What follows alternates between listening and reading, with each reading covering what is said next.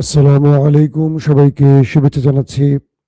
মাসুম মাহবুব সন্ধ্যার লাইভে আপনাদের সবাইকে আবারও স্বাগত জানাচ্ছি। এখনো পুরোপুরি সুস্থ হয়ে উঠতে পারিনি, এখনো গলা বসা অবস্থায় আছে। জি, আপনারা যারা কমেন্ট করছেন আমি সবাইকে মোটামুটি দেখতে পেয়েছি। শেরপুর বাগ কাসারা নাকি বাঘ রা, বাপরে বাপ, কঠিন নাম তো। প্রিয় দর্শক, সবচেয়ে ভয়ঙ্কর খবর হচ্ছে বাংলাদেশের জন্য, কারণ বাংলাদেশ দ্রুত তেল শূন্য হয়ে পড়তে পারে। ইন্ডিপেন্ডেন্ট দাবি করছে পৃথিবীর প্রথম কোনো দেশ হবে বাংলাদেশ, যারা খুব শীঘ্রই বড় রকম তেল সংকটে পড়তে পারে। ইতিমধ্যে আমার নিজের অবস্থাও খুব করুণ। আমার ড্রাইভার প্রত্যেক দিন যাচ্ছে, তেল পাচ্ছে না, ঘুরে আসছে। তাকে লিমিটেড করা হচ্ছে যে তুমি এখন থেকে এটুকু বেশি আর গাড়ি চালায়ও না। আমার গাড়িতে সিস্টেম তেল এবং গ্যাসও পাচ্ছে না। বলেন আলহামদুলিল্লাহ। এক মহা সংকটে দাঁড়িয়ে আছি। এখন আমাদের গাড়িগুলোকে সাইকেলের মতো বানাতে হবে, বুঝছেন? যখন তেল শেষ হবে আমরা সাইকেলের মতো চালাবো দরকার হলে। বাংলাদেশের সামনে মহা বিপদ যদি যুদ্ধ না থামে। আবার বলছি, আমরা আপাতত সংবিধান আর গণভোট নিয়ে আছি, তো আমাদের সামনে অনেক বড় বিপদ আসবে। কারণ মার্কিন যুক্তরাষ্ট্রের ওয়ার্ল্ড অর্ডার ভেঙে পড়তেছে, এটা আমরা আশা করতে পারি। আবার যে বাংলাদেশ, আমেরিকা এবং ভারতের পা চেটে টিকে থাকতে হয়, যাদের সরকার বা যাদের সিস্টেম, যে দেশটির অর্থনীতি সকল ব্যবস্থা, তারা বড় বিপদে পড়বে। কারণ ইরান ইতিমধ্যে বাংলাদেশের ব্যাপারে অসন্তুষ্টি জানিয়েছে।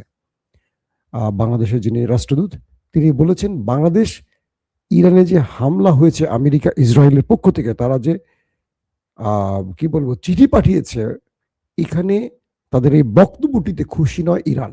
কারণ তারা আমেরিকা এবং ইসরায়েলের নামটি উল্লেখ করেনি। এখন ধরেন যারা হামলা করেছে তাদের নামটি যে দেশ উচ্চারণ করতে পারে না, তাহলে বুঝতে পারছেন সেই দেশটির শিকড় কোথায়, তারা কাকে খুশি করতে চায়। বাংলাদেশের জনগণের আবেগ ইরানের প্রতি আছে, তাই একটা চিঠি লিখেছে। কিন্তু রাষ্ট্রে যারা ক্ষমতায় বসেছেন তাদেরকে হয়তো তারা কোনো বড় গিফট করেছে, বিজয় গিফট করেছে, সামথিং কিছু একটা গিফট করেছে, তাই তাদের নামটি উল্লেখ করে নাই। এটি ইরানের ভালো লাগে নাই। ইরান বলছে যে আমরা প্রথম কোনো দেশ যাদেরকে আমরা ফ্রি হ্যান্ড তেল নেওয়ার অনুমতি দিয়েছি, টাকা পয়সা কিচ্ছু চাই নাই। হরমুজ থেকে বাংলাদেশের জাহাজকে আমরা অনুমতি দিয়েছি।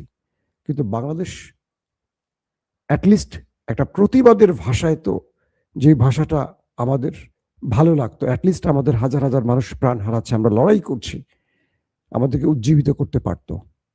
আমি জানি না এটা বাংলাদেশ সরকারের কোন কৌশল। বাংলাদেশের মানুষ এখন পর্যন্ত ঢাকাতে বড় রকম শোডাউন করেছে কিনা জানি না। ফিলিস্তিনের জন্য হয়েছে এর আগে, এখন পর্যন্ত ইরানের জন্য আমরা দেখিনি। কারণ আমেরিকাকে কে অখুশি করবে? সেটা জামাত বলেন, বিএনপি বলেন, আওয়ামী লীগ বলেন, সবাই আমেরিকাকে খুশি করতে চায়। কারণ আমেরিকাই ক্ষমতায় বসায়, আমেরিকাই ক্ষমতা থেকে নামায়। আমাদের ভোটের আসলে কোনো ভ্যালু নাই, কারণ আমরা যাকে ভোট দিই সে কখনো ক্ষমতায় বসে না। ক্ষমতায় বসায় ইস্টাবলিশমেন্ট। ইস্টাবলিশমেন্ট বুঝেন তো? আমেরিকা, ইন্ডিয়া একটা বলয় তৈরি করে রেখেছে বাংলাদেশে। সেখানে প্রথম আলো আছে, দেবপ্রিয় ভট্টাচার্যের মতো লোক আছে, হ্যাঁ, সেনাবাহিনীর কিছু বড় বড় ব্যক্তি আছে, রানিং সেনা প্রধানরা থাকেন, ডিজিএফ এর একটা পার্ট থাকে, বাংলাদেশের বড় বড় এস আলমের মতো ব্যবসায়ীরা থাকেন। এস আলমকে দেখেন না, হাসিনার আমলে হাজার হাজার কোটি টাকা লুটপাট করেছে।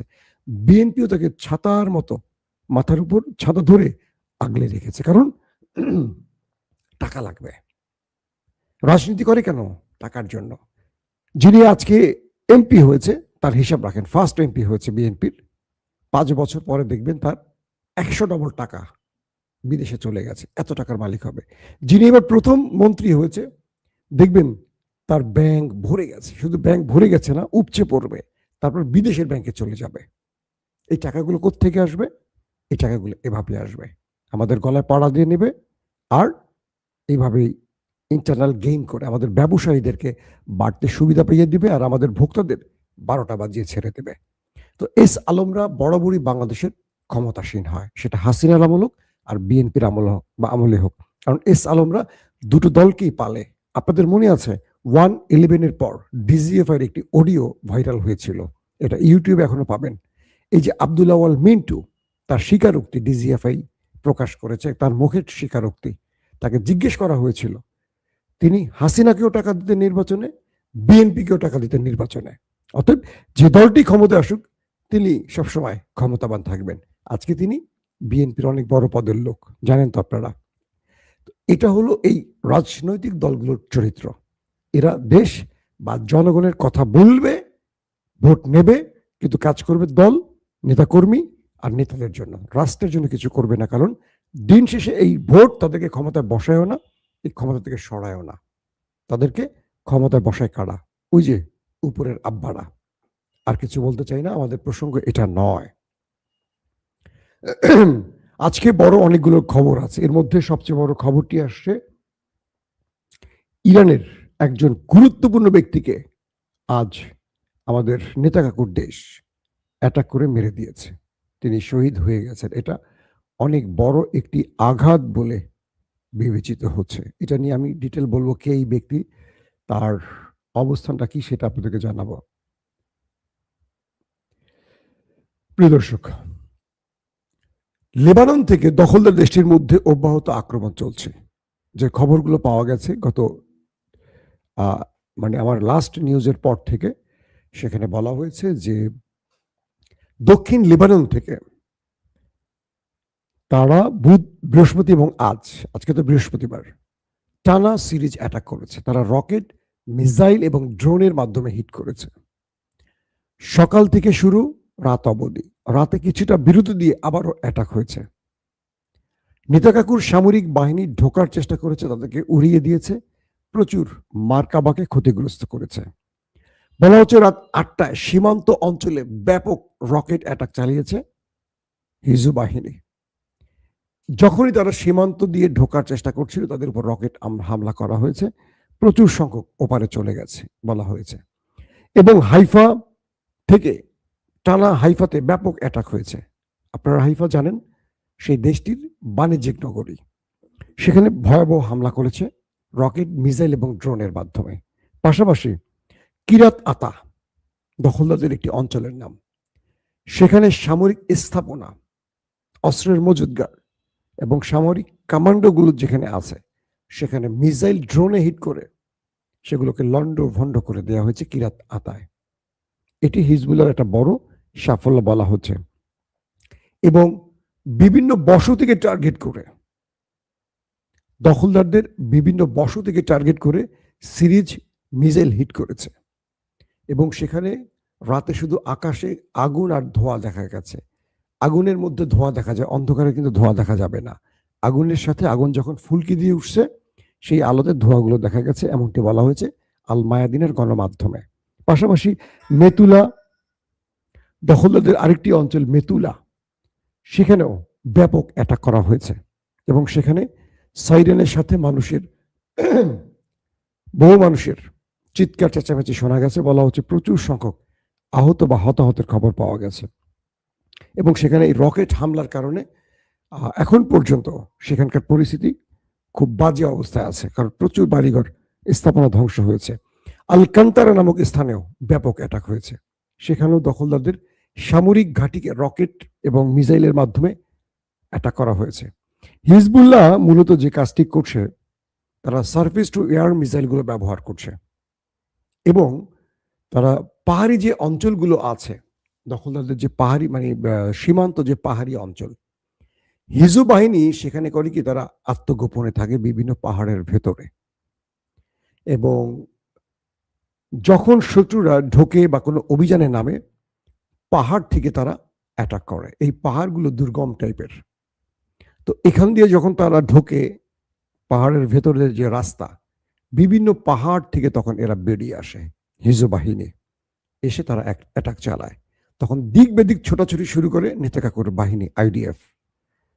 তখন তারা একটা গ্রুপ রকেট ছড়ে, একটা গ্রুপ গুলি বর্ষণ করে।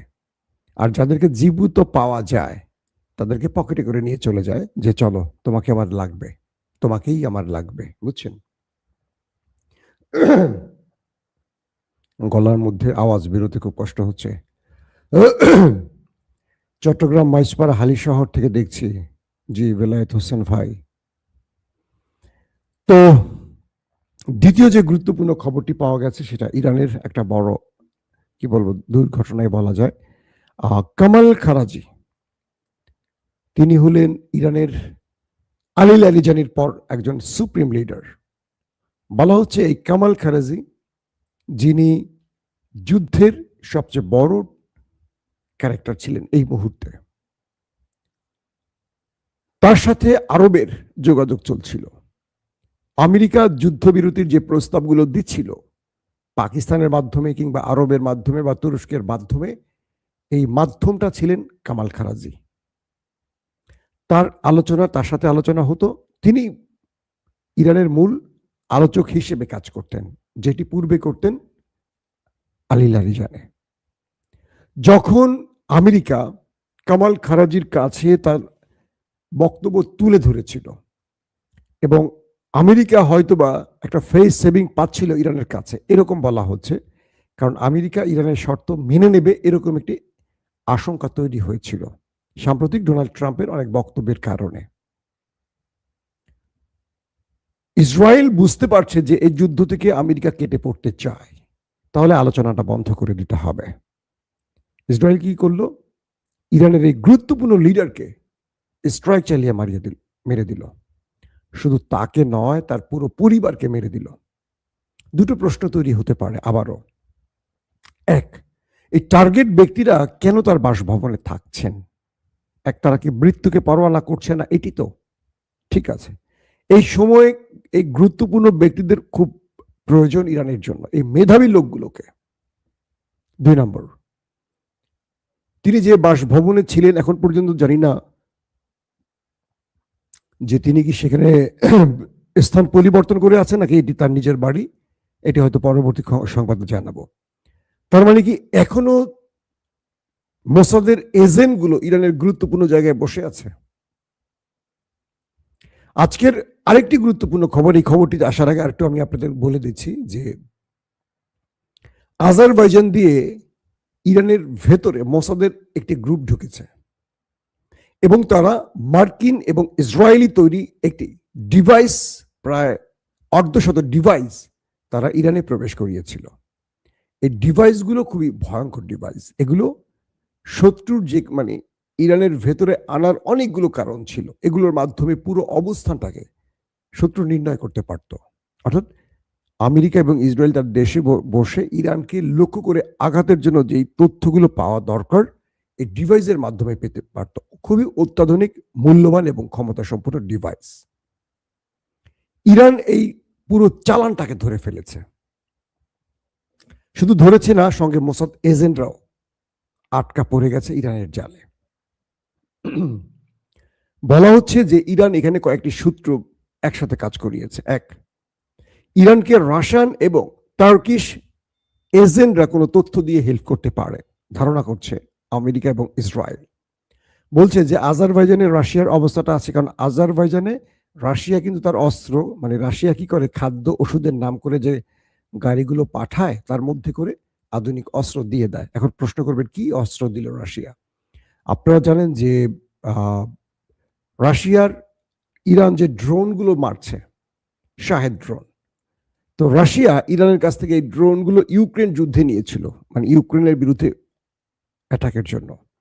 পরবর্তী রাশিয়া এগুলোকে আরো আপডেট করে, এখানে জেট ইঞ্জিন বসানো হয়, উন্নত মানের নেভিগেশন সিস্টেম বসানো হয়, যাতে করে আকাশে এটা দানবীয়ভাবে শত্রুকে মোকাবেলা করার জন্য তাদের স্পিডকে কন্ট্রোল করতে পারে, স্পিড বাড়াতে পারে, এবং উন্নত আধুনিক নেভিগেশনের জন্য খুব পারফেক্ট জায়গায় এটা হিট করতে পারে, একদম যেখানে বলবেন সেখানে হিট করবে।